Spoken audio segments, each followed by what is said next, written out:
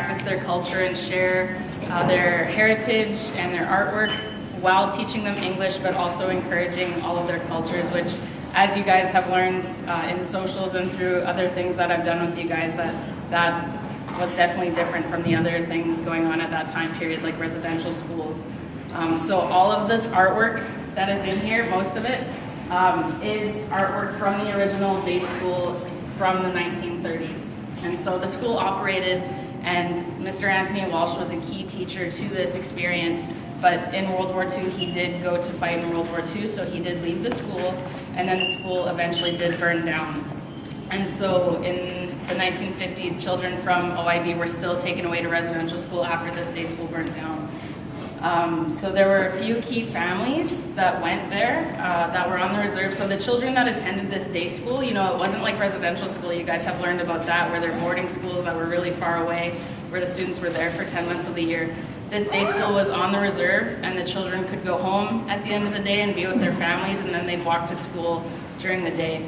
And so a lot of this artwork and the artwork that's at the Inkameep Cultural Center in Osoyoos was actually found in people's homes later on in the 60s and 70s, and so that's why they built the Inkameep Cultural Center, was to be a home base for all of this artwork, so it can be preserved.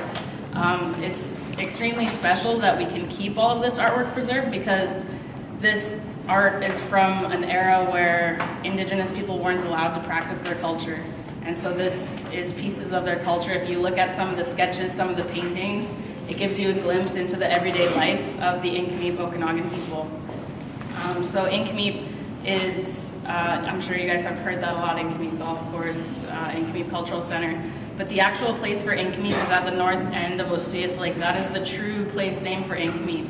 And so this school was just above where that is located. My grandpa did attend this day school, so me and Mr. Baptiste, our dad's dad, attended this day school, and he became a well-known artist by learning art and practicing art.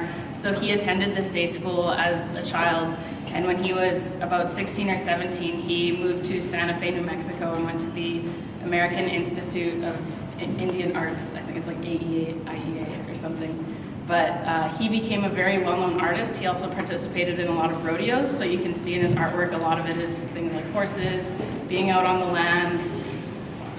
His artwork has traveled all across the world. There are people all around Oliver and Osoyoos that have paintings of his that he had gifted to other people, as well as a lot of it has been auctioned off. We found his artwork as far as Austria, Australia, Asia. It's all over the world. And so about 20 years ago, Dr. Anthony Walsh, who is the UVic anthropology professor, started researching the Inkameep Day School because her study is into BC civilizations, ancient civilizations before colonialism and settlers came in.